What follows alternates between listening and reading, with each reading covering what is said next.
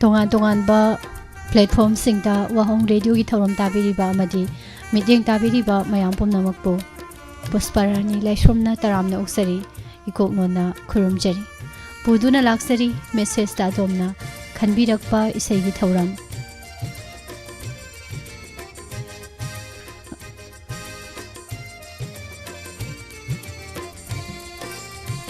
तराम नौसरी लाइवजात मयाम यांग लेंगसिन बिरकपा इमा सोबिता सोइबम इमा नबी ब्रजेश्वरी जेरो शोबती जेलनिता यंकोम नेने हेलेन नितुलाई इचे शांति लाइश्रम थागचरी बुंग लाइश्रम ताखिंग इचे बेमजा निंगथौजम याम ngलमी इबुंग अंजन होजाई ngakpa kaka सेनापति खुमन सारबिजोय तोंग्ब्रम इमा इबेमा निंगथौखों इमा सुशीला थागचरी पुमनमक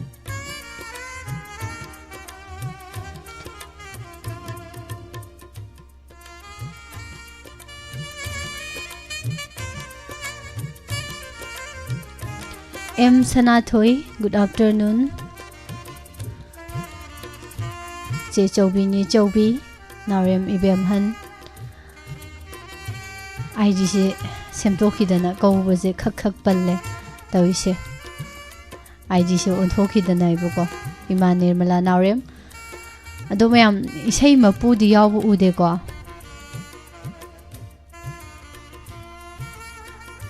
लाक्त्रमिना लाक्त्रिङैदा खोइ म्याम ताथो ओरसे रोमिता जनु तरामना उक्चरी फेसबुक की निहा सानी गुड आफ्टरनून इमा सना थोइ मुरांगथेम ngasiदी याम ngana lengsin bere good afternoon ngarangi ahanba ngasigi thagadabi sei lauthokjarambado hu yausang lamtagi yausang लमतागी पूर्णिमा फजबा ओइनाम स्वामी कुमार न सकपैसे इसे देवजानी कसारदगी न खनबिरकपैसे दुनि म्याम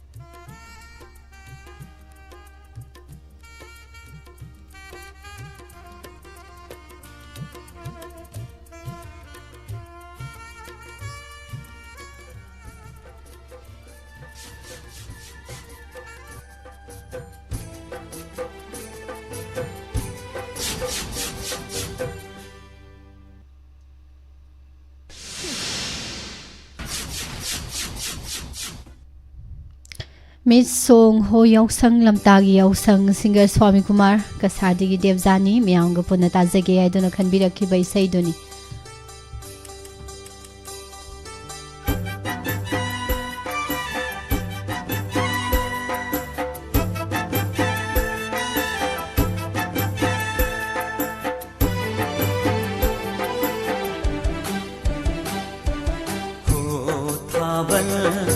लमतागी पूर्णिमा हो याउसंग लमतागी याउसंग हो थाबल लमतागी पूर्णिमा हो याउसंग लमतागी याउसंग नंगना महेले नुंसी जावा नंगना महेले खोइदा जावा नंगना महेले नुंसी जावा नंगना महेले खोइदा जावा नुरा पाखं नुंगोल था हो थाबल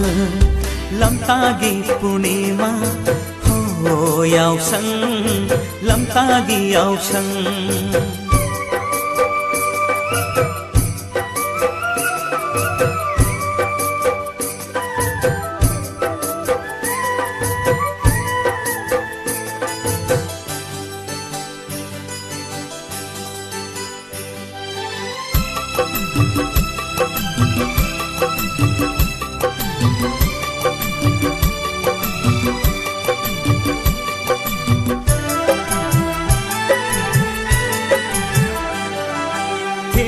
Khi adu ngai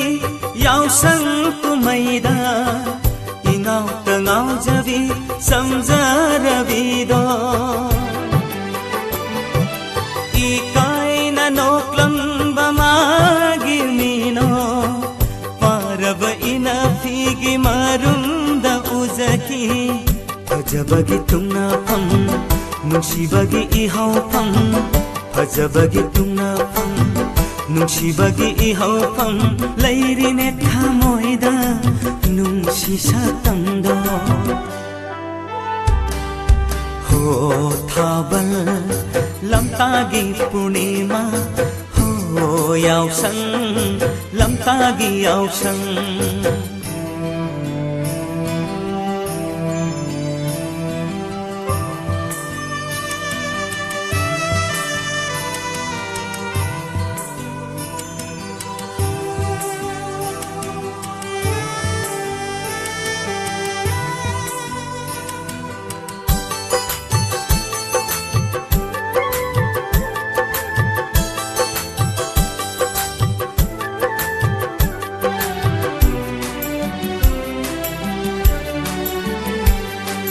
Baruni cingdol dalaigi laimangda wasak nakhi kaina gumsi haina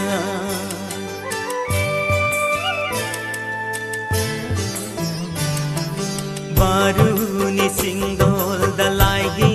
laimangda wasak nakhi kaina gumsi haina Laklabada sajibu sairau thana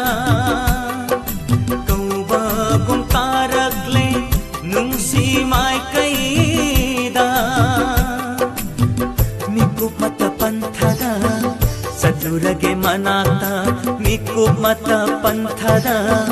sadurage manata ujahauge amutang mandiro ujahauge amutang purnima mandiro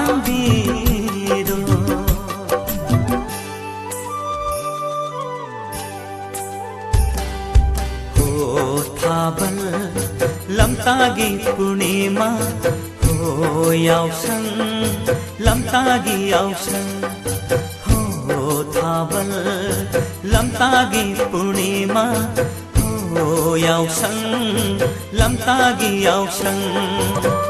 nangna mahele nungsi jawa nangna mahele khoida jawa nangna mahele nungsi jawa nangna mahele khoida jawa nura pakhang nongol tha ho thabal lamtagi purnima ho yaw sang lamtagi yaw sang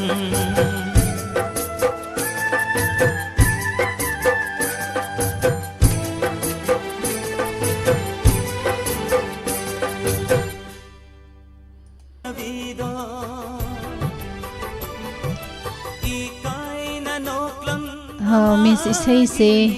taning na khanjaki bani nuai na tajari pele tabada ESHEI mapu yausile taram na ukjari phajaba ESHEI ni ko khoi manipuri sing ji set yam oiri je devjani ado kasari je di yam hujikan je khalai be ESHEI sina ai tare ko yam nungai ba mut am da lairi do ta e aduni mayam manipuri ga kasari ga khetnari je kaka lai sumra da khangde khulang khang se hauji simai tawgram ni ngasi gi je makha je kamai tawrake dum yeng khisi ko sar khorom robindro medam saning khombi pabong jayanta kumar ibung anjan ibung ningthembalai som ita thonglen ita thongnen gi ita dudi yaurak trabo ngasi Sir Robin Maite Kumujam Iche Santi Laishrom Ima Sobita Soibom Ima Bimola Koncham Sir Nilakanta Taram Nokchari Ma Khedabati Konthozam Nene Helen Nina Kuman Ima Ibe Athokpam Miss Tandan Ai ngasi dine set chongam ta panjadram ni wahau dokta set palum ji makhaji set chumla ena Thagasari Jebem Samayam Laibiri Basing Jero Sobati Maibam Pinky Taram Nokchari Monali Suyoksin Birame Ima Susila Nitulai Yam Nungaizare Duga Ibung Laishram Taking Hangam Thongba Machare Amit Pagatauraga Ima Sanathoi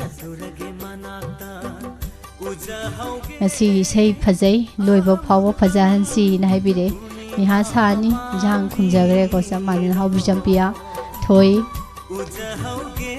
yamno aizare me apumna mak ai gidi isai na tonga na thamage me am se ujaradi dum yare simaina adum haijallage ko Ani shuba isai si ho nong nong nang churanu tajage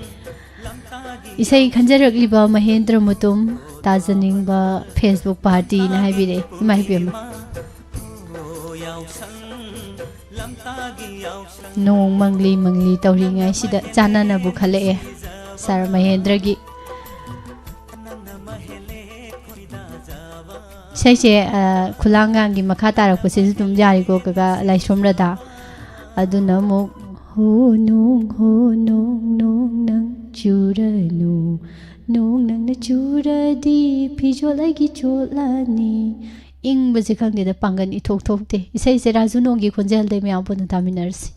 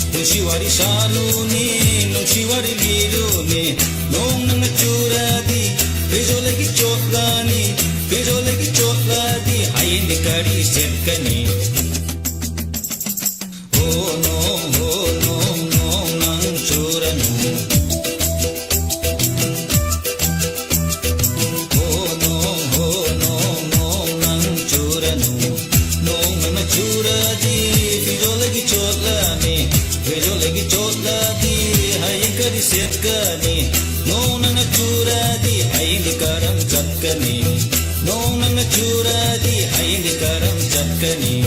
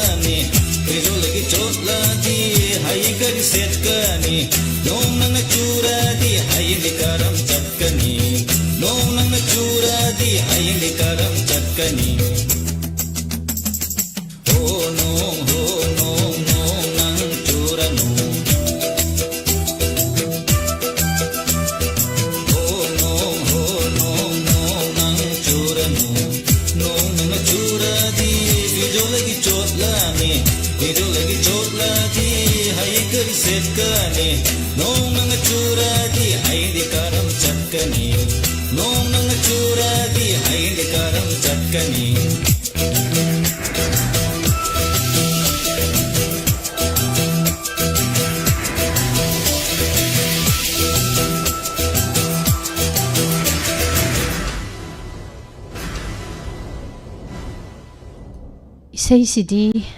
wari ga loi kawi he Isha se yang basi sunungai go ma wakhan ga tayang base haining ba de ngang ba dong hai ba ngam me bo ko dagi khara aphak apai chu ba ga si haidok ko khotok ba khak palle hai jari ba yam nungai re mayam pomna ma thagat ba phongdok sari ihe ai di kawi Sar Mahendra na isai je Facebook party ga tajage tabining base moi kha hapak pani ba do khwe te te lei ba mayam je taroi ge sin taroi sira na hai ge tor ka hore yam nuai gre moi Facebook party gi di hoji kaino tore maton thwe ibong lai som taking ima promo lai som Sar Robin Meitei Sabi Molingobam Priya Obijam Thoi Miss Ngasai Kei Ying Luti Hai Yang Pazay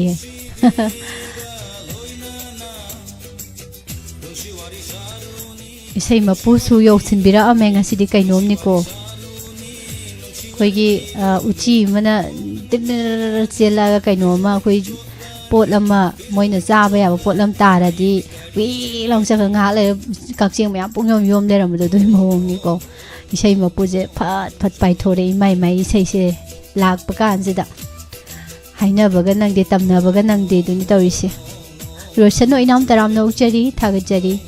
ya sahani kana no khara kau gen taw yaw gem ne pia mangang yok san bi re nam ngai jare kari ibong anjan na ngasi su phajai ya company do khara magul lei hayeng su phajani adum phajani masai dum phajabani na boko andagi puthore iba company do so dum magun khara leiba company oi ba aduna ni bo adum khara tawrakani khetna bam di lei ne boko do atai di ayamana khetna bo kai su lei roi Pakum siare ko Ima budi bati hidam Sarana birwangkyam Pawung Zenta Kumar Madam Sani Khombi Ima ngang biton Nau naleng sin biro ko taram na usari Ima premita yung kaibam Nini Somola taram na uchari Jelalita Hengkom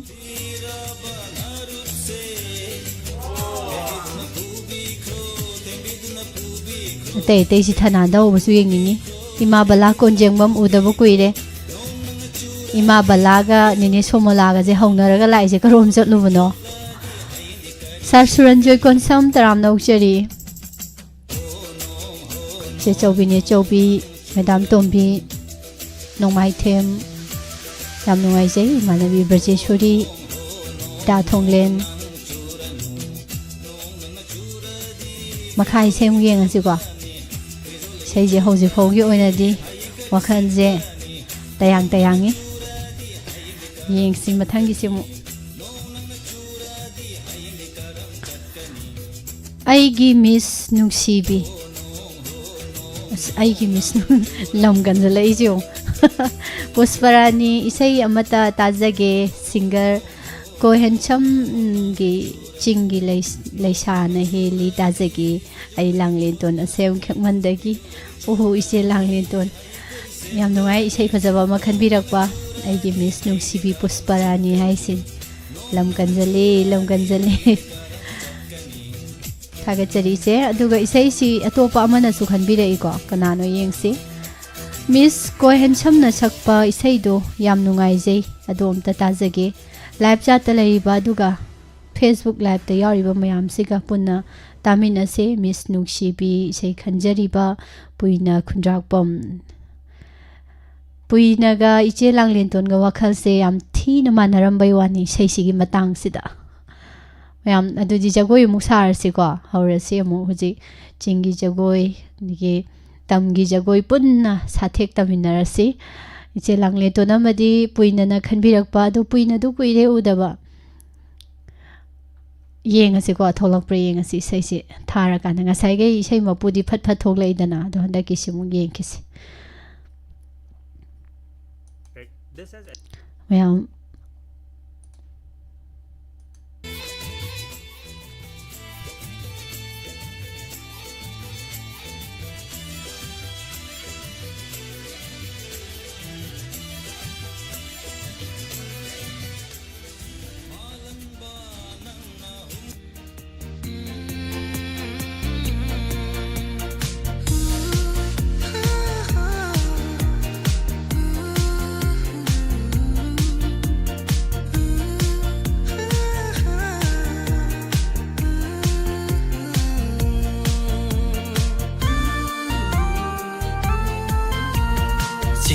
laisana heline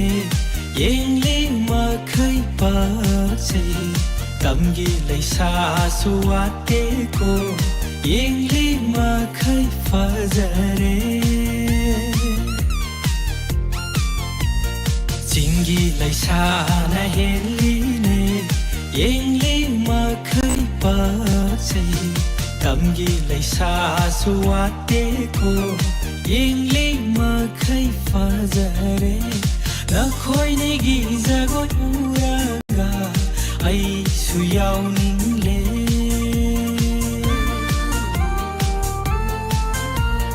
na khoi ne gi jagoi lakta haita manja ai su inare nangi khong thang yengna nu jana tom tan thanai na na khoi ne gi jagoi lakta haita manja ai su inare nangi khong thang yengna nu jana tom tan thanai na loi hanning de ngasi nu mi jagoi sathek pe na sajakige khanbiraro thaja nang su nuja mai thong pe na yeng jakige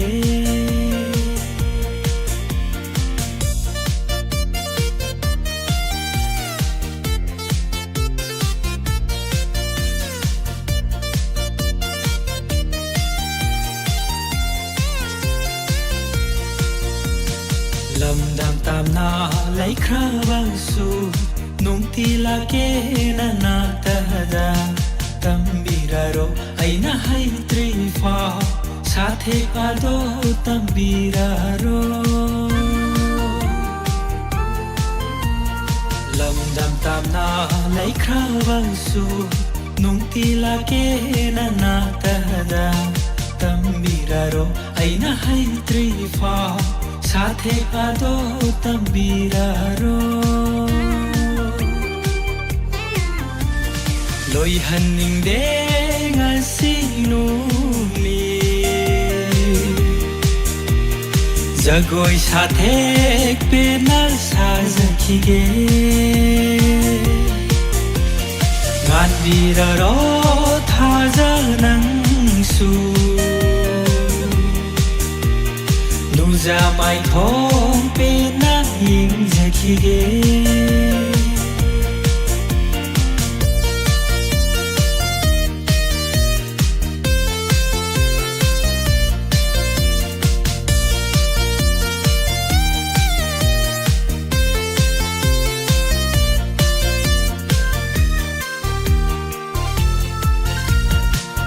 Muzainai thadok lam doba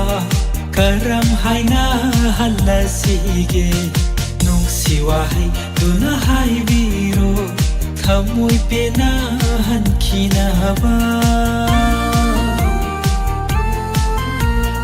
pa muzainai thadok lam doba karam haina halasige nungsi wahai tuna hai biro thamoi pena hankina ba loi hanningde ngasi numi jagoi sathe pena sajakhige ganbiraro thaja nangsu Nuza mai thong pena hingjakhige loi hanningde ngasi numi jagoi sathe pena sajakhige ganbiraro thaja nangsu Nuza mai thong pena hingjakhige Nuza mai thong pena hingjakhige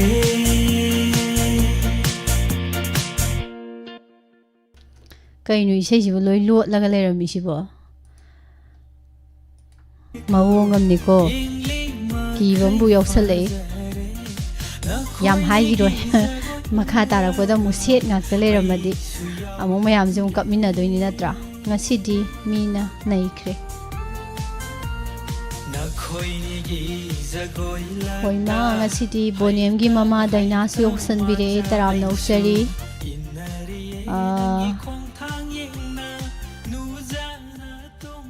isai singse diamond tv gi live chat sms ta khalak pana hena magul lahi nei mangang bitona haibire magun se isai sigi magun se akhoi myamna hena mu hapsalini koima haidi ithanda hojik pudi phone da hojik tawraga ta ba yae bako dubu isai se phajai haraga dum laine bako phajai haibagi phongdok phamdo adai nungai ba nungai traga haiba se haidi akhoi ani uhum simai leiminaraga di yengone swai matanga sena wari do sanaraga di hena nungai bado oidana ko aduna tumai tawdana mayam se pulla kanda fajaba hengal ini hai tare kaka khambai smart man ma bino konjengbam iche rasi mangsa tabam iche ronini ngombam taram no cheri sar suranjoi nene helen kaka lai somrada masigi seisina chingmi tami hena nuksinaba purakani khanjai na haibi asengbani kaka yam nuai saisakpa koi ko handsome koi ge lohong bugi thorom gai to sum hauji dum social media da mayam na dum uri dune boko adugi matik maitei tegi tribe ka thidana ko loina saruk yai hai tare ꯈꯪꯅ ꯆꯥꯟꯅꯕ ꯃꯌꯥꯝ ꯃꯔꯨꯞ ꯃꯄꯥꯡ ꯇꯤꯟꯅꯔꯤꯕ ꯃꯌꯥꯝ ꯂꯣꯏꯅ ꯑꯗꯒꯤ ꯏꯁꯩꯁꯤꯁꯨ ꯃꯌꯥꯝꯅ ꯂꯣꯏ ꯄꯥꯝꯅꯕ ꯍꯧꯖꯤꯛ ꯐꯥꯎꯗ ꯏꯁꯩꯁꯦ ꯚ꯭ꯌꯨꯁꯦ 2.2 ꯃꯤꯂꯤꯌꯟ ꯌꯦꯡꯈ꯭ꯔꯦ ꯊꯥ ꯑꯅꯤꯁꯤꯗꯀꯣ ꯇꯁꯦꯡꯅꯃꯛꯀꯤꯗꯤ ꯏꯁꯩꯁꯦ ꯑꯩꯈꯣꯏꯒꯤ ꯃꯔꯤꯡ ꯂꯣꯟꯗ ꯑꯩꯈꯣꯏ ꯀꯣꯍꯦꯟ ꯁꯝꯅ 2024ꯗ ꯁꯛꯈ꯭ꯔꯕ ꯃꯇꯨꯡꯗ ꯑꯩꯈꯣꯏꯒꯤ ꯃ꯭ꯌꯨꯖꯤꯛ ꯗꯤꯔꯦꯛꯇꯔ ꯁꯟꯖꯣꯏ ꯂꯝꯊꯥꯀꯥꯅ ꯑꯃꯨꯛ ꯑꯩꯈꯣꯏꯒꯤ ꯁꯤꯒꯤ ꯃꯩꯇꯩꯔꯣꯜꯗ ꯑꯃꯨꯛ ꯍꯟꯇꯣꯛꯑꯒꯀꯣ ꯏꯁꯩꯁꯤ ꯁꯨꯃꯥꯏꯅ ꯀꯝꯄꯣꯖ ꯇꯧꯔꯒ ꯑꯃꯨꯛ ꯄꯨꯊꯣꯛꯄꯤꯔꯛꯄꯅꯦꯅ ꯁꯩꯁꯛꯄꯅꯁꯨ ꯇꯥꯛꯄꯤꯕ ꯑꯗꯣ ꯑꯩꯈꯣꯏ ꯃꯌꯥꯝꯒꯤ ꯌꯥꯝ ꯅꯨꯡꯉꯥꯏꯕ ꯏꯁꯩ ꯑꯃ ꯑꯣꯏꯔꯦ ꯊꯥꯒꯠꯆꯔꯤ ꯃꯥꯅꯤ ꯏꯕꯨꯡ ꯑꯟꯖꯟ ꯉꯔꯥꯡꯇ ꯂꯨꯍꯣꯡꯈꯤꯕ ꯐꯣꯡ ꯐꯣꯡ ꯁꯥꯔꯤꯕ ꯁꯩꯁꯛꯄꯗꯨꯅꯤ ꯀꯣꯍꯦꯟ ꯁꯝꯅ ꯁꯛꯄ ꯏꯁꯩ ꯁꯔꯖꯣꯏ ꯇꯔꯥꯝꯅ ꯑꯣꯛꯆꯔꯤ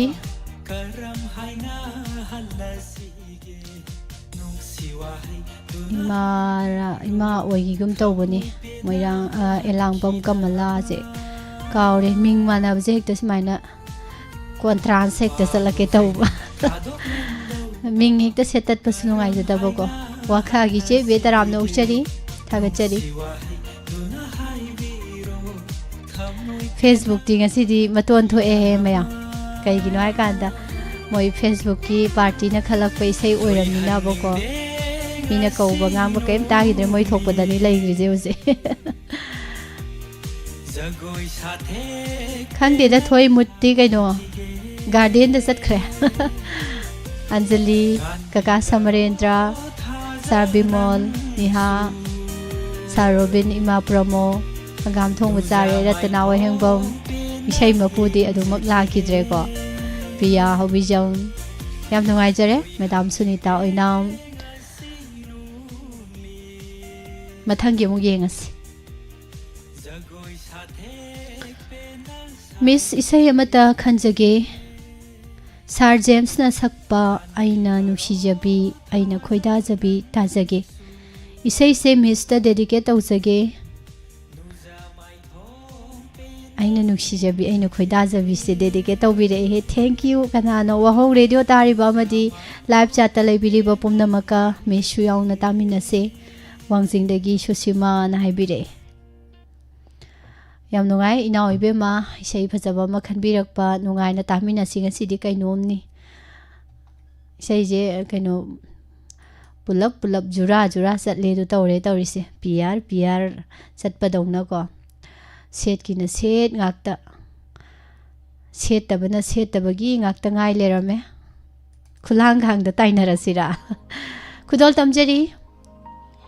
ꯖꯦꯝꯁ ꯁꯩꯒꯨꯔꯖꯝꯒꯤ ꯈꯣꯟꯖꯦꯜꯗ ꯃꯁꯥꯃꯛꯅ ꯁꯩꯔꯦꯡꯕ ꯇ꯭ꯋꯤꯟ ꯇꯧꯖꯕ ꯕꯤꯅꯣꯗ ꯀꯨꯃꯥꯔꯅ ꯁꯩꯔꯥꯡꯕ ꯑꯩꯅ ꯅꯨꯡꯁꯤꯖꯕꯤ ꯑꯩꯅ ꯈꯣꯏꯗꯥꯖꯕꯤ ꯁꯥꯔ ꯖꯦꯝꯁꯀꯤ ꯈꯣꯟꯖꯦꯜꯗ ꯃꯌꯥꯝ ꯇꯥꯃꯤꯟꯅꯔꯁꯤ ꯏꯅꯥꯎꯕꯨꯁꯨ ꯊꯥꯒꯠꯆꯔꯤ ꯗꯦꯗꯤꯀꯦꯠ ꯇꯧꯕꯤꯔꯛꯄ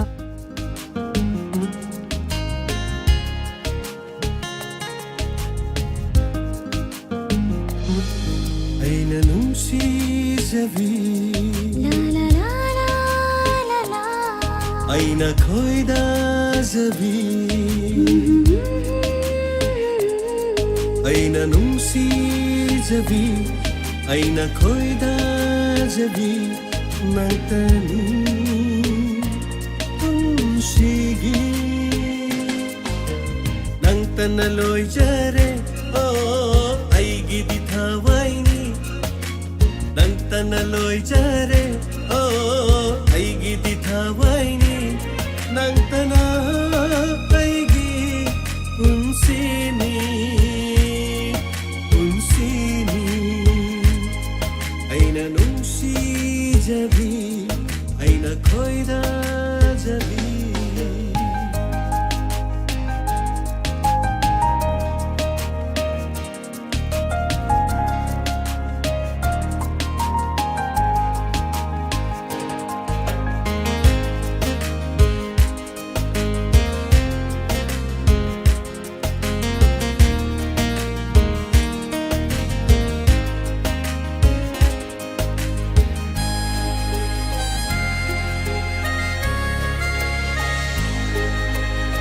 ꯅꯨꯡꯁꯤꯕꯤ ꯃꯥꯏꯊꯣꯡ ꯌꯦꯡꯂꯒ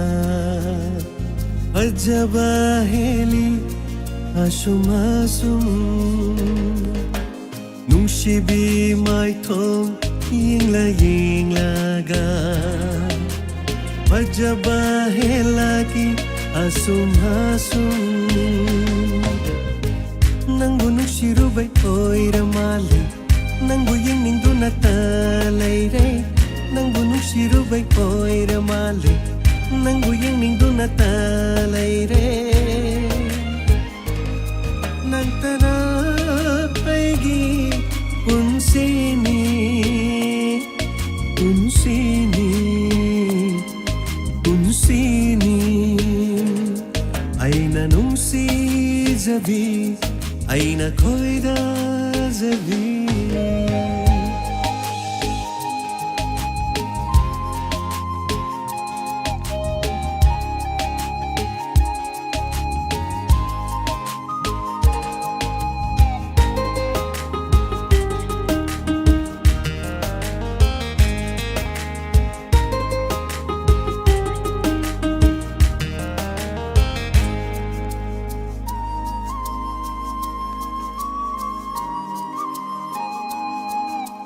Karamba misum laiwa pubino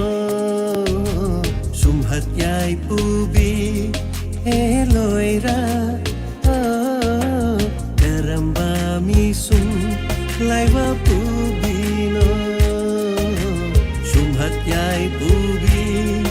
eloira Waidana binangi maitho Wairaunabi nangi misna Waidanabi nangi maitho Wairaunabi nangi misna Momontano kambi nangtani Nangtani Nangtani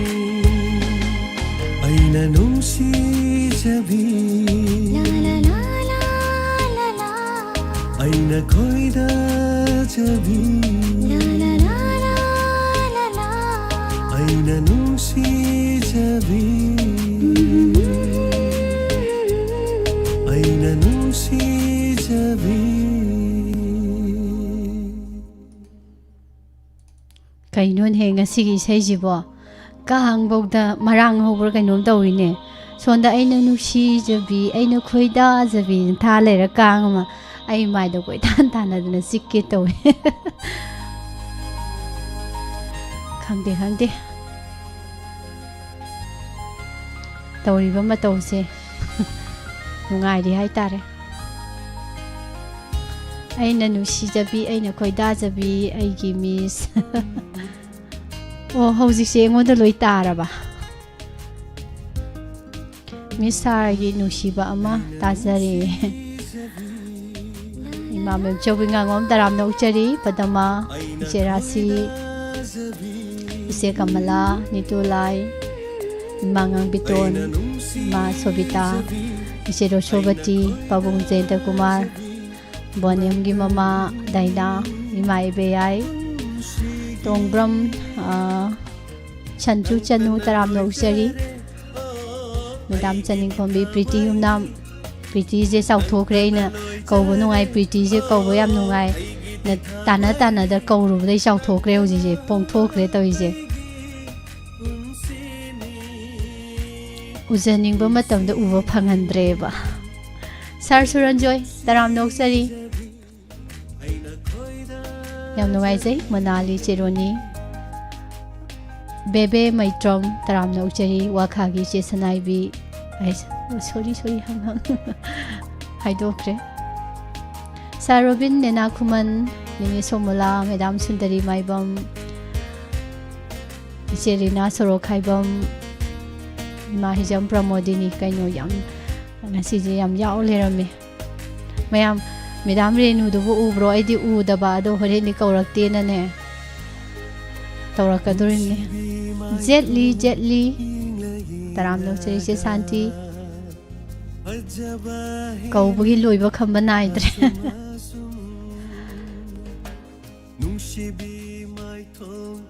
ꯈꯪꯗ꯭ꯔꯦꯗ ꯊꯣꯏ ꯑꯩ ꯉꯁꯥꯏꯗꯒꯤ ꯃꯌꯥꯝꯗ ꯍꯥꯏꯒꯦ ꯇꯝꯒꯦ ꯈꯟꯕ ꯃꯄꯥꯎꯒ ꯑꯃꯠꯇ ꯂꯣꯏ ꯀꯥꯎꯔꯦ ꯇꯧꯔꯤꯁꯦ ꯏꯁꯩꯅ ꯃꯔꯣꯟ ꯐꯖꯕꯅꯦ ꯀꯣꯃꯦꯟꯅ ꯃꯔꯣꯟ ꯑꯃ ꯂꯥꯡꯕꯅꯦ ꯇꯧꯔꯤꯁꯦ ꯀꯧꯐꯝ ꯂꯥꯛꯐꯝ ꯑꯝꯇ ꯈꯪꯗ꯭ꯔꯦ ꯇꯧꯔꯤꯁꯦ ꯉꯣꯉꯣ ꯃꯥꯏꯕꯝ ꯒꯨꯗ ꯑꯐꯇꯔꯅꯨꯟ ꯔꯣꯁꯅꯤ ꯍꯣꯏꯒꯁꯤꯅ ꯍꯧꯖꯤꯛꯀ ꯍꯟꯖꯤꯅꯀꯣ ꯁꯦꯀ꯭ꯔꯦꯇꯔꯤ ꯐꯝ ꯄꯥꯏꯔꯨꯕꯗꯒꯤꯕꯀꯣ ꯆꯥꯎꯈꯤꯕꯁꯤꯅ ꯏꯃꯥ ꯄ꯭ꯔꯃꯣ ꯂꯥꯏꯁ꯭ꯔꯝ ꯅꯥꯎꯔꯦꯝ ꯅꯥꯎꯕꯤ ꯀꯥꯡꯁꯤꯁꯨ ꯌꯥꯝ ꯈꯠꯂꯦ ꯇꯧꯔꯤꯁꯦ ꯃꯣꯅꯤꯀꯥ ꯊꯥꯡꯖꯝꯁꯦ ꯃꯣꯅꯤꯀꯥ ꯑꯣꯏꯅ ꯊꯣꯛꯂꯛꯑꯕ ꯑꯗꯨꯅ ꯐꯔꯦ ꯃꯊꯪꯒꯤ ꯏꯁꯩ ꯌꯦꯡꯁꯤꯀꯣ ꯑꯃꯨꯛ ꯑꯗꯨꯒ ꯀꯩꯅꯣ ꯃꯇꯣꯟ ꯊꯣꯛꯄ ꯍꯥꯏꯗꯤ ꯏꯕꯨꯡ ꯑꯟꯖꯟ ꯀꯩꯅꯣꯅꯦ ꯁꯨꯝ ꯄꯣꯠ ꯊꯥꯈ꯭ꯔꯒ ꯍꯧꯔꯛꯇꯦꯔ ꯁꯨꯝ ꯀꯩꯅꯣꯅꯦ ꯍꯧꯔꯛꯇ꯭ꯔꯤꯁꯤꯕꯣꯅ ꯁꯨꯝ ꯌꯦꯡꯕꯗꯣ ꯊꯥꯈ꯭ꯔꯒ ꯐꯠ ꯂꯥꯎꯅꯒ ꯍꯧꯔꯛꯄꯗꯣ ꯌꯥꯝ ꯅꯨꯡꯉꯥꯏꯕꯗோ ꯑꯗꯨꯅꯦ ꯍꯥꯏꯗꯤ ꯑꯩꯅ ꯊꯥꯈꯤꯕ ꯄꯣꯠ ꯍꯧꯕꯁꯦ ꯌꯥꯝ ꯋꯥꯈꯟꯗ ꯅꯨꯡꯉꯥꯏꯗꯅ ꯄꯥꯜꯂꯛꯄꯒ ꯍꯥꯏꯁꯦ ꯅꯨꯡꯉꯥꯏꯗꯅꯀꯣ ꯑꯗꯨꯃꯥꯏꯅ ꯇꯧꯗꯅ ꯅꯨꯡꯉꯥꯏꯔꯦ ꯑꯗꯨꯃꯥꯏꯅ ꯍꯦꯛꯇ ꯍꯥꯏꯖꯜꯂꯒꯦ ꯌꯦꯡꯉꯁꯤ ꯃꯊꯪ ꯏꯁꯩꯁꯦ ꯃꯤꯁ ꯏꯁꯩ ꯑꯃꯇ ꯈꯟꯖꯒꯦ ꯕꯣꯕꯤꯟꯅ ꯁꯛꯄ ꯁꯟ ꯇꯥꯟꯁꯤ ꯍꯥꯏꯕꯗꯣ ꯇꯥꯖꯒꯦ ꯐꯔꯦ ꯂꯩꯐꯝ ꯅꯣꯡꯄꯣꯛ ꯀꯩꯊꯦꯜ ꯃꯥꯟꯕꯤ ꯃꯤꯡꯅ ꯂꯥꯏꯁ꯭ꯔꯝ ꯑꯕꯦ ꯔꯦꯗꯤꯑꯣ ꯇꯥꯕꯤꯔꯤꯕꯁꯤꯡꯒ ꯇꯥꯃꯤꯟꯅꯖꯒꯦꯅ ꯍꯥꯏꯕꯤꯔꯛꯑꯦ ꯌꯥꯝ ꯅꯨꯡꯉꯥꯏꯔꯦ ꯑꯩꯈꯣꯏ ꯁꯥꯒꯩꯒꯤ ꯏꯆꯦ ꯏꯅꯦ ꯏꯟꯗꯣꯟ ꯅ ꯈꯟꯕꯤꯔꯛꯄ ꯏꯁꯩꯅꯤ ꯍꯣ ꯇꯥꯗ ꯁꯟ ꯆꯪꯉꯦꯅꯦꯍꯦ ꯁꯟ ꯆꯪꯉꯦꯅꯦ ꯑꯩꯒꯤ ꯏꯪꯈꯣꯜꯗ ꯐꯖꯕ ꯏꯁꯩꯅꯤ ꯃꯌꯥꯝ ꯇꯥꯊꯣꯛꯑꯁꯤ ꯀꯣꯟꯊꯧꯖꯝ ꯕꯣꯕꯤꯟꯒꯤ ꯈꯣꯟꯖꯦꯜꯗ ꯁꯩꯁꯛꯂꯤꯕ ꯃꯁꯥꯃꯛꯅ ꯁꯩꯔꯦꯡꯕ ꯏꯁꯩꯅꯤ ꯑꯥꯔ ꯀꯦ ꯕꯤꯔꯦꯟꯗ꯭ꯔꯖꯤꯠꯅ ꯁꯩꯔꯥꯡꯕ ꯏꯁꯩ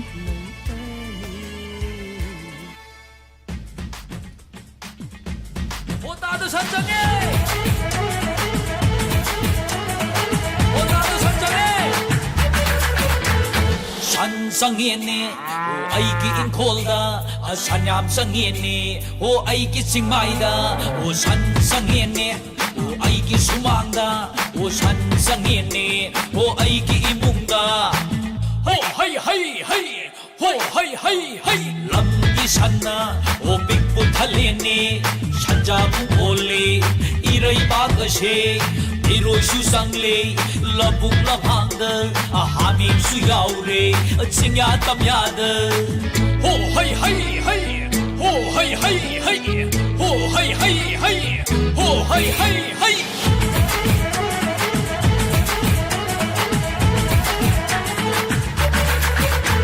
San amuba, san angauba, oh san soinaiba, san saritan, hey na hey. San lalon ba, san awa movie, san saidang ba, san saidang di. Ho hey hey hey, ho hey hey hey, hey na hey. Yellow wheel, tana, white kore, tathok kadi, tekharaba, sangban saya, khalase, payasena, impuli chay. Baro, Pyra Poitan, Talambado.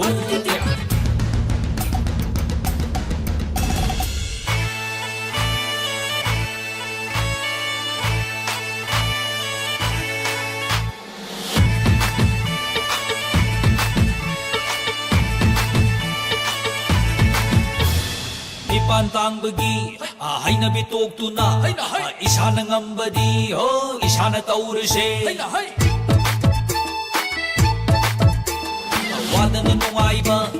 oy thoko yaroi, suban mombagi, hay na bitang lase. Ho hay hay hay,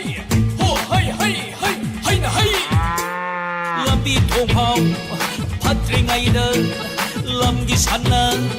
pikku thale. Lambi thongna, pharak lagan, kari oini, amuk khansi, isa tusai, lalon hamu. Oir payaine, kunai ase, akhang ahe, angam athau, khangna, kari ngairi.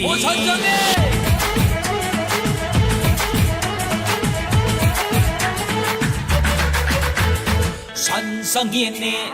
아이기 인콜다 산얌 상했네 아이기 징마이다 산 상했네 아이기 수망다 산 상했네 아이기 이묵다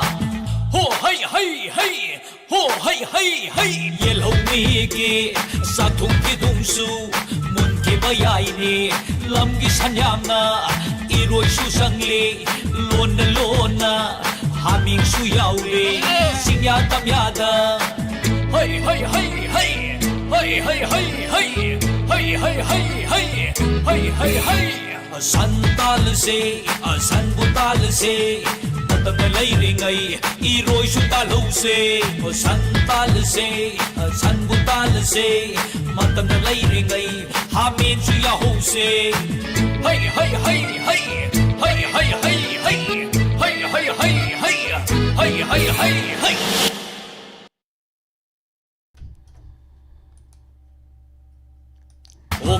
ngasi yam ing bane bu ko haidi lesin ga se tum thar no mong boi kai do boi lai tro huji ka bo numit pu di ka bo thole adu su numit thokam numit tu uba ma pa da lai tra ga di dum ing nge bu ko ni tham ta ni na adu ai gi swai di ing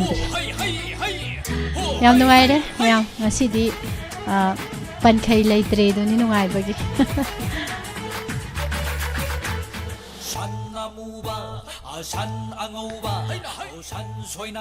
kana noi na kau dui jenga sai ko ho kau gi bajing tu ni loi lai ram mi je lai tau kana yaw ri ge tang thi gi jirai bo ma thai sei ma ni tai jam surgical lightroom se santi sarjoi chanambam ibung anjan iche mabem kaksing thank you ima bimola koncham choro khaiba mi che bemja sarobin padama je kamala ima nirmala naurem palmai cherasi ponium gi mama daina jetli se biken kau bro pathok piro haise jetli haina pathok tuira biken haina pathok tuira animok panjare bung jite ning thousam taram no ser medam saning khombi ita thonglen ho pretty Pantang bagi hay na bitok tu na isa na ngambadi isa na taurse ma budi bati hidam seruni thaga sari hana jelalita yengkho tongbram chanju sanu ima promotorem kakalai somrada nena khuman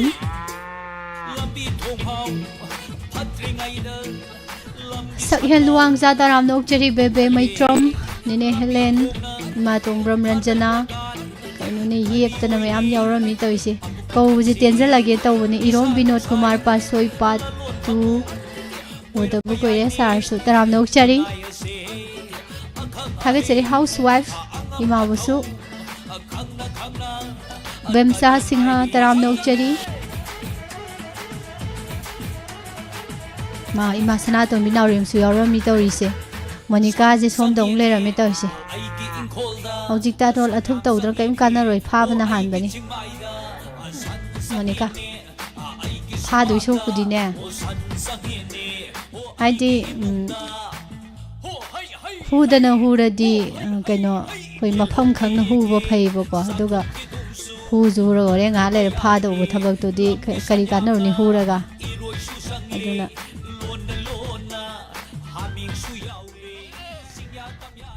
aduna mathangi sei muktar se kana de pinky tongbram na Facebook ta link sinbirakpa sarbimol thoi anjali dagi priya hobijam premila sar mahendra niha sahani mayam toido ai dum yengjarage nafisa sar mahendra yare ko si odi mathangi sei se kana gi no mu yengasi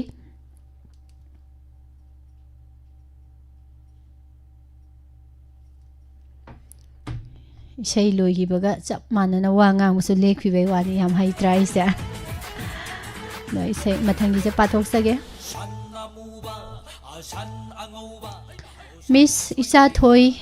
mamagi khoida jabai isei Thangol ado maya thanglo thona hela uba haiba thoki dagi kishi film gi seido radio da tariba mayam ga tv da yengbiriba mayam ga punna Miss Isa Thoi suauna punna tasi isei khanjarak liba kaksing dagi sanaton binaurem haibire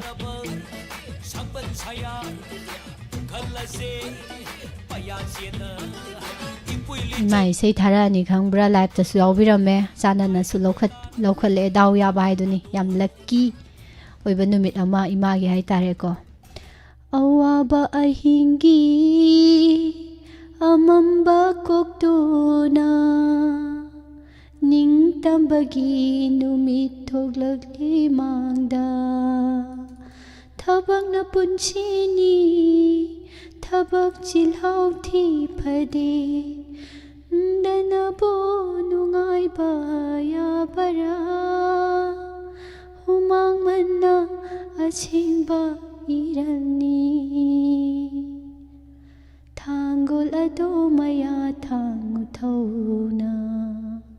thangol ado maya thangu thona hela uba thangol ado maya thangu thona ai ju isei ngang batawro me isana di tajatre Dinesh amadi Pusparani gi khonjel da Rajan Yengkokpam na sairang ba gopi na sairang ba thoki dagi kishi film dagi sei si khudol tamjari nungai na tamnarsi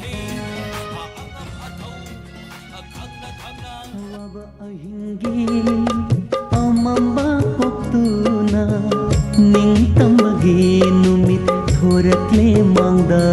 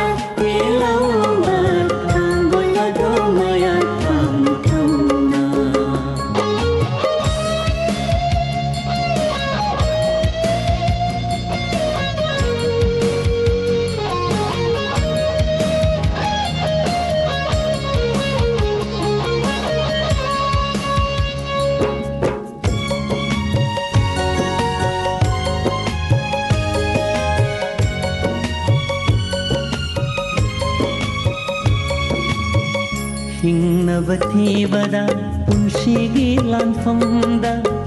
aikhoina kanabu tirugani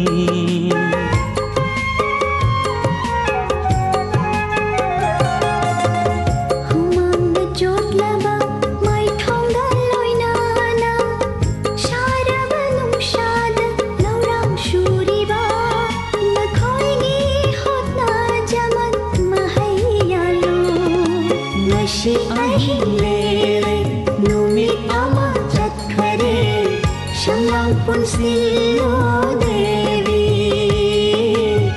shamlang punsillo devi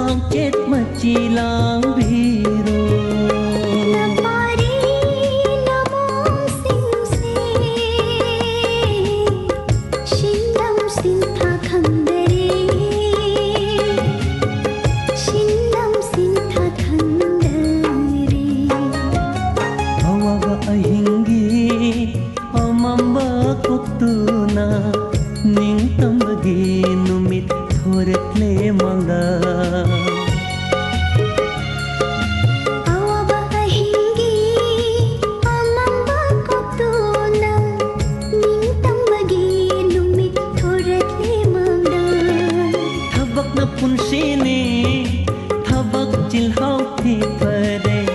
ꯋꯥꯗꯅꯕꯨ ꯅꯨꯡꯉꯥꯏꯕ ꯂꯩꯕꯔꯥ ꯍꯨꯃꯥꯡꯕꯅ ꯑꯁꯦꯡꯕ ꯏꯔꯅꯤ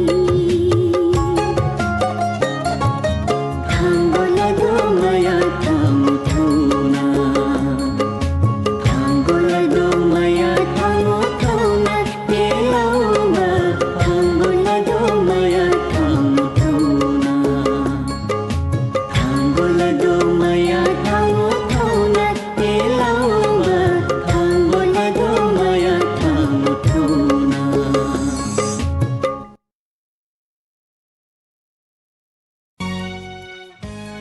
ꯃꯍꯩꯌꯥꯜꯂꯨ ꯉꯁꯤ ꯑꯍꯤꯡ ꯂꯦꯛꯂꯦ ꯅꯨꯃꯤꯠ ꯑꯃ ꯆꯠꯈꯔꯦ ꯁꯝꯂꯥꯡ ꯄꯨꯟꯁꯤꯜꯂꯣ Devi ꯁꯝꯂꯥꯡ ꯄꯨꯟꯁꯤꯜꯂꯣ Devi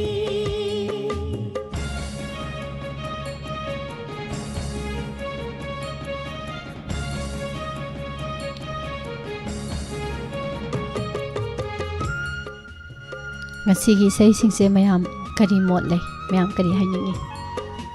ai khakta sum hai le ri toris sarlai shom gojendro taram nokchari ise romita sana sam ngasi gi udri mani se se ima ngobi soro khaibam karong ima bodibati ima bala konjengbam ise santi sir binod kumar pasoi patu ima housewife iche kamala che lalita thagasari pretty ima promotaure madam sundari sar suranjoy soro khaibam yam jaukre torise ima mabo ekasini ningombam mama ekasini tajari nai bire ima hoi ga se loi pai thore ko leingam dadana thagachari nene helen palmai che bemsa soro khaibam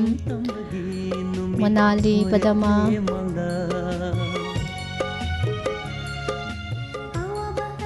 bemsa singha imai bemaning thokong ima bemala konsam saindeso ꯊꯕꯛ ꯅ ꯄꯨꯟꯁꯤꯅꯤ ꯊꯕꯛ ꯆꯤꯜꯍꯥꯎ ibong anjan koina paibi cheklai seidom ta khanjage tabining ba biken victoria amuba imuba naibi jetli gi isai di huji khanbe ade ko koina paibi chekla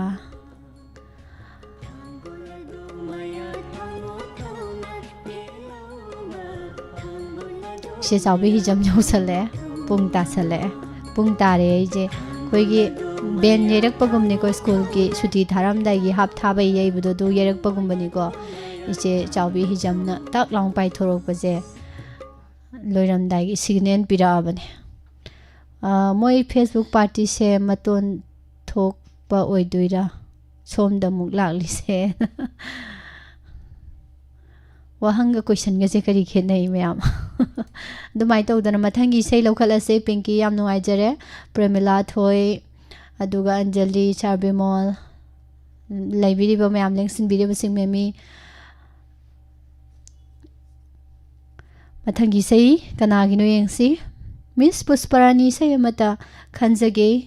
paukhong ama chanje ngamlabati phongu haina sei hobe sei do tajage pakhong chanbi mu tawdora ba hujiksa ngasi se makhal mathel sure ko isei khanjari ba ai thobandagi mama sobita devi soibam wahong radio madi live chat laiba pumnamaka tamina jagi cha suawna na habire phare ma punsiro ni ko pakhong sanaba haise duna hojikti sanbu sanadre nga hawai di mi amani punjal ladi bugo pakhong hekta sanaram bani hojikti adu bu leitre adunga sidi wahong radio do ina sanarasi paukhong ama change ngamlabadi phongu tarai tarai launu takhe leina chom thana si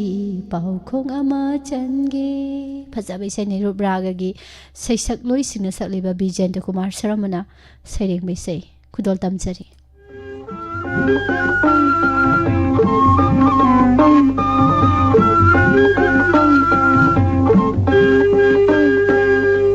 पाखोंग अमा चनगे ngamlabadi phongu tarai tarai khalnu shingju bora thanasi pakhong ama change ngamlabadi phongu tarai tarai khalnu yamna luba pakhong ama change pai melo sing then bi nu pi ja pangal son bi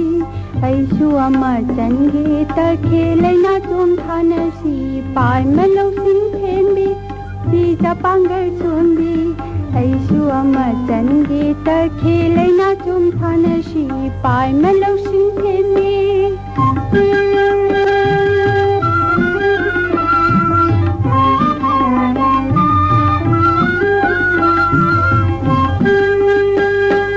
nungju thagi ahingda shana shorok lamjauda babu ama yamna kena mamaina sitna chatli nongju thagi ahingda shana shorok lamjauda babu ama yamna kena mamaina situna chatli makoi ani pring pring mashanali street street makoi ani pring pring mashanali street street sharugi amuba kot iti mapo kaidana laki sharugi amuba kot iti mapo kaidana laki shana kunung kage lakpa kanano hayu shana kunung kage lakpa kanano hayu haima labuk tharoi ne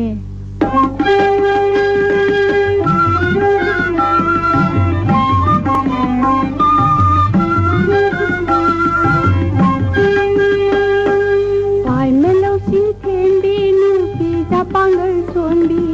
ai su ama change ta khele na chom thana shi pai melo sing then bi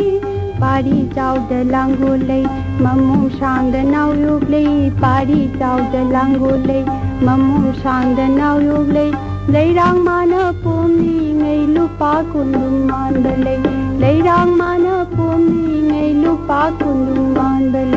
lei rang mana shala ga shinge tharang man ba lei rang mana shala ga shinge tharang man ba kari lei rang nu hayu kari lei rang nu kari lei rang nu hayu kari lei rang nu khange adudi lerang la singme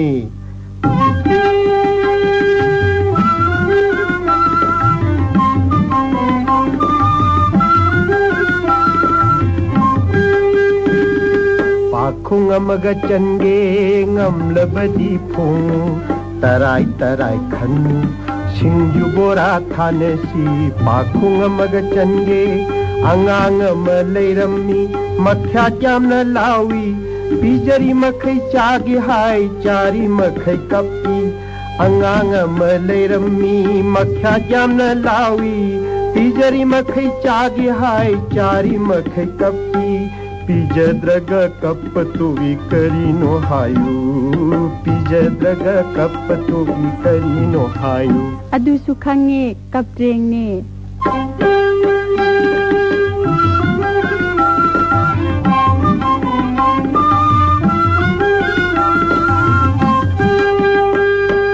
pai melo sing then bi nu pi ja pangal son bi ai su amaga change ta khele na chom thana shi pai melo sing then bi thek thek nau ga nau jagoyam na hai thek thek nau ga nau jagoyam na hai jagoi shabi lai shabi mamai mako khangde jagoi shabi lai shabi mamai mako khangde magi jagoyu bada mabu kang balam boy ba magi jagoyu bada mabu kang balam boy ba tharo malo pangondon karino hayo adudi yesu khangdare nang nangam jaro adudi yesu khangdare nang nangam jaro shingju bora kunglage aisu khare yauge Wahong radio na yai fari si mai na hai de hai ni ngai am ta le tre mayam thaga jari je yam hai man da nei kai jare aduna isai je ngasi gi di phajabagi phajadabagi na tenga ngai si phaje do ngasina isai si ngasigi isai singsina ingaba matamsida lumbu lumbu sahalle duna hena nungai badu phawbadu wi wani boko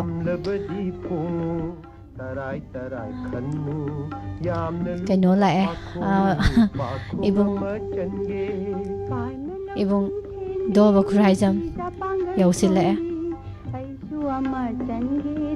mayam koini yinga kaduini isa isa gi mafam jan jan leibiu ibung do bana yang pada unaba ima thambal tombi loi tongbang taram nong chari thaga chari ma bala kunje mong asidi ima se mapung phana ubo phangjare kaka lai somrada sei ngasi gi sei singse yaina kaka dinga sai digi tharai bi sei singse mayam na hairakpa dagi kari tawba karim taba nate kaka gi thamoi da ngasi gi sei singsina kari kari hairi sini kaka no ji yam kopna kaino tawrisina phajagre phajaramine yare ko makoi ani pring pring mashanali street street makoi ani pring pring mashanali street street Madam Reno aduni nukti sum kaura nong phado kaudab si nungai te dana phat launa song thorok bodo yam nungai jare thagasari nene arone koi jam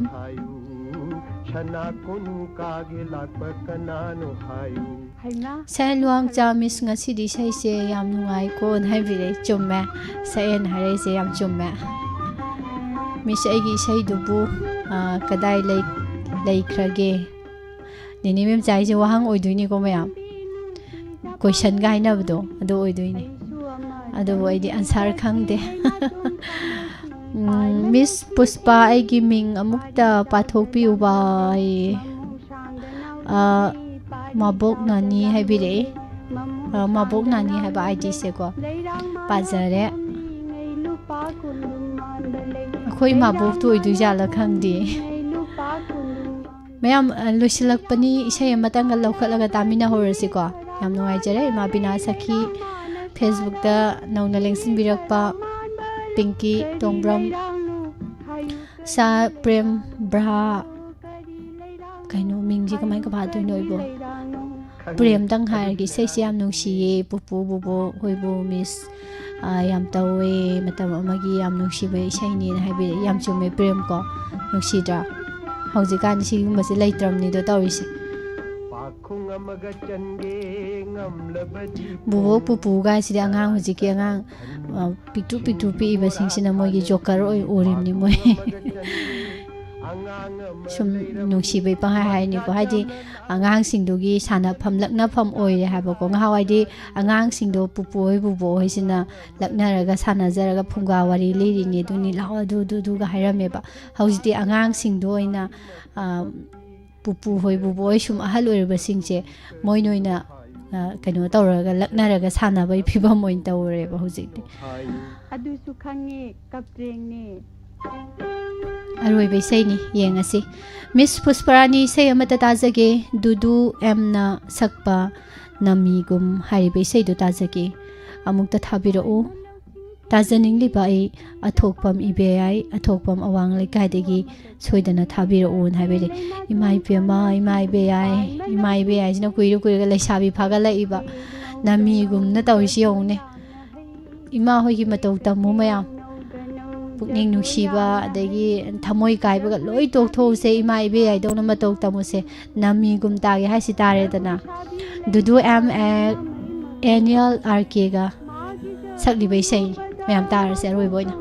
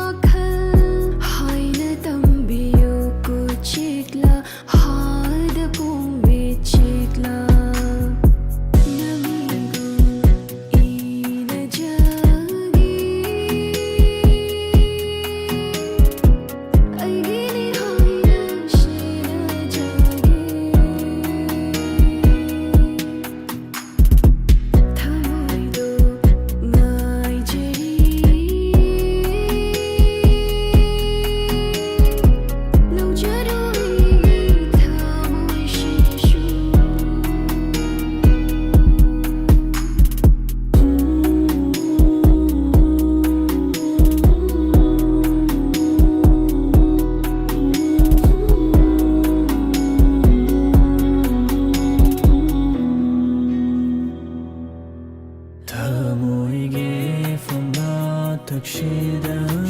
ꯅꯪꯅ ꯈꯪꯅ ꯄꯣꯊꯥꯔꯣ ꯍꯥꯏꯔꯒꯦ ꯅꯪꯅ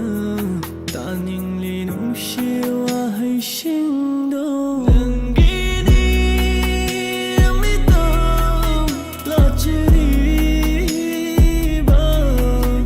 ꯂꯣꯟꯅꯩꯒꯤ ꯇꯥꯏꯕꯪꯁꯤꯗ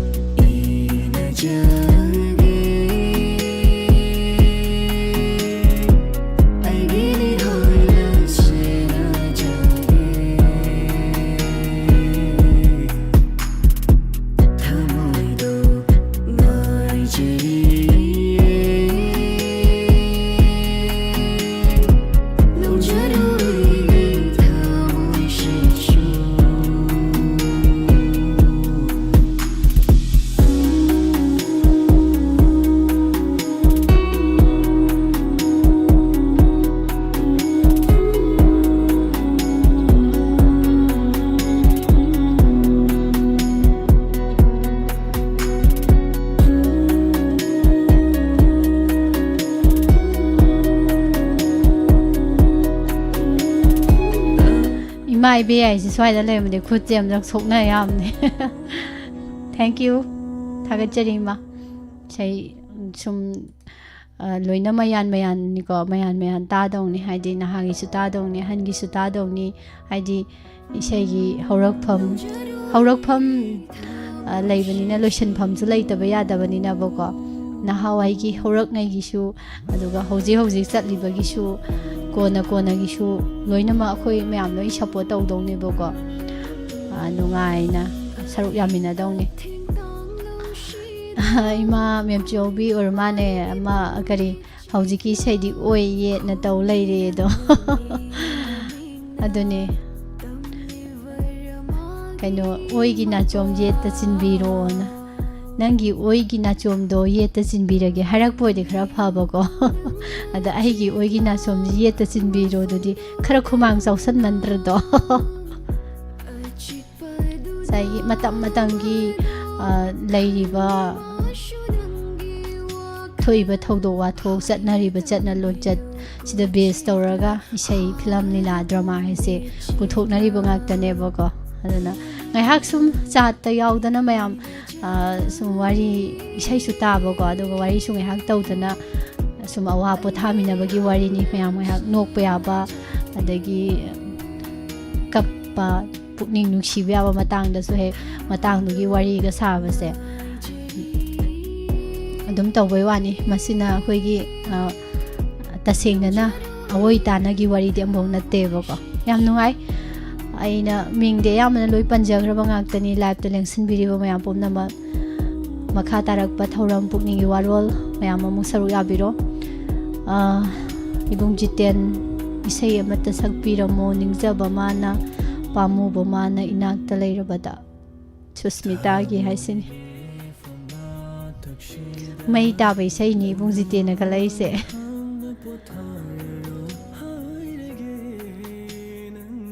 ꯅꯦꯅꯦ ꯃꯆꯥ ꯏꯁꯩ ꯍꯟꯗꯛꯀꯤ ꯅꯨꯃꯤꯠ ꯀꯌꯥꯅꯤ ꯋꯥꯠꯂꯤꯒꯦ ꯍꯪꯈꯤꯕꯁꯤꯅ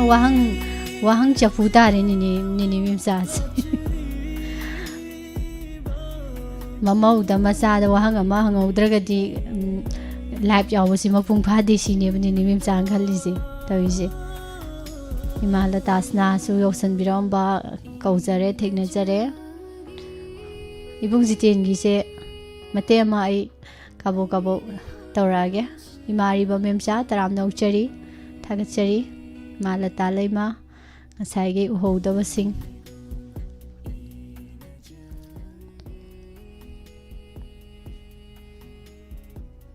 ꯏꯪꯊꯝꯊꯥꯁꯦ ꯁꯨꯝ ꯏꯪ ꯂꯩꯈꯤꯗꯅꯀꯣ ꯀꯩꯅꯣ ꯇꯧꯋꯦ ꯍꯥꯏꯗꯤ ꯏꯁꯩꯒ ꯀꯟꯅ ꯉꯪꯈꯠꯄꯁꯦ ꯍꯥꯏꯗꯤ ꯀꯩꯅꯣ ꯇꯧꯔ ꯈꯣꯟꯖꯦꯜꯒꯁꯦ ꯈꯤꯇꯪ ꯀꯪꯈꯠꯀꯗꯕꯁꯦ ꯁꯥꯏꯠꯇ ꯂꯩꯕ ꯃꯌꯥꯝꯁꯨ ꯌꯦꯡꯉꯛꯀꯗ꯭ꯔꯅ ꯑꯗꯨ ꯁꯨꯝ ꯈꯟꯕ ꯀꯟꯈꯠꯇ꯭ꯔꯒꯁꯨ ꯏꯊꯟꯗꯐꯥꯎ ꯇꯥꯖꯗꯕꯒꯤ ꯐꯤꯕꯝ ꯑꯃ ꯂꯥꯛꯑꯦꯕꯀꯣ ꯁꯤ ꯅꯤꯡꯖꯕ ꯃꯥꯅ ꯇꯧꯕꯁꯦ ꯈꯔ ꯀꯜꯂꯛꯇꯧ ꯃꯥꯜꯂꯦ ꯌꯦꯡꯉꯁꯤ ꯄꯠ ꯂꯥꯎꯅ ꯑꯃꯨꯛ ꯇꯠꯈꯤꯗꯣꯏꯔꯥ ꯈꯪꯗꯦ ꯁꯣꯔꯁꯦ ꯁꯨꯁꯃꯤꯇꯥ ꯑꯃꯨꯛ ꯁꯥ ꯇꯥꯔꯤꯕ꯭ꯔꯥ ꯇꯧꯔꯤꯁꯦ ꯍꯧꯖꯤꯛꯁꯦ ꯅꯤꯡꯖꯕ ꯃꯥꯅ ꯅꯨꯡꯁꯤꯕ ꯃꯥꯅ ꯏꯅꯥꯛꯇ ꯂꯦꯞꯂꯔꯕꯗ ꯌꯦꯡꯖꯕ ꯅꯠꯇꯅ ꯍꯥꯏꯉꯝꯗꯦ ꯋꯥꯍꯩꯁꯦ ꯊꯃꯣꯏꯒꯤ ꯅꯨꯡꯁꯤꯕ ꯅꯤꯡꯖꯕ ꯃꯥꯅ ꯅꯨꯡꯁꯤꯕ ꯃꯥꯅ ꯏꯅꯥꯛꯇ ꯂꯦꯞꯂꯔꯕꯗ ꯌꯦꯡꯖꯕ ꯅꯠꯇꯅ ꯍꯥꯏꯉꯝꯗꯦ ꯋꯥꯍꯩꯁꯦ ꯊꯃꯣꯏꯒꯤ ꯅꯨꯡꯁꯤꯕ Oh, nungsibi nanggi, nungsibi sakdamduna ngawhalli aibu pothapam khangandari nungsirubai na lan batara bara Oh, nungsibi nanggi, nungsibi sakdamduna ngawhalli aibu pothapam khangandari nungsirubai na lan batara bara Ningjaba mana, nungsiba mana, inakta leplarabada. Yengjaba natana, haingam dewa haisi thamoigi nungsiba. Treng, loisalasi.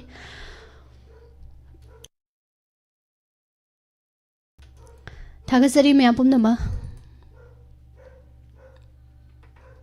Lepa laitana tunga-tungan ba pungphamsing da sandok-sari ba wahong radio gi makhal mathel gi tharamsing mayam saruk yabiu support tawbiu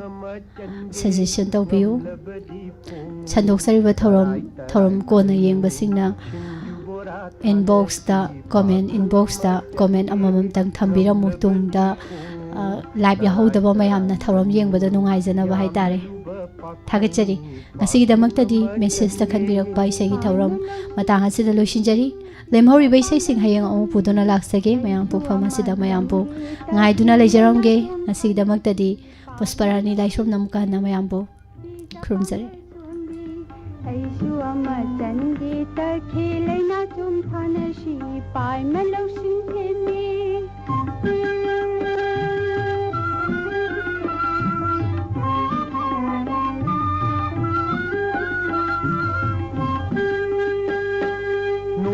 Thagi ahingda shana shorok lamjauda babu amayamna kena mamaina sitana chatli nongju thagi ahingda shana Nungairaba pausel Ningthem Eye Care and Optical Saisakpi Baby Chanchan gi thongan maya da leriba opposite oil pump near district hospital Thobal Khangabuki hek opposite leijariba Ningthem Eye Care and Optical na Chahi ama pharakpagi khudong chaba pizari frame amadi lens pulaga sumnatagi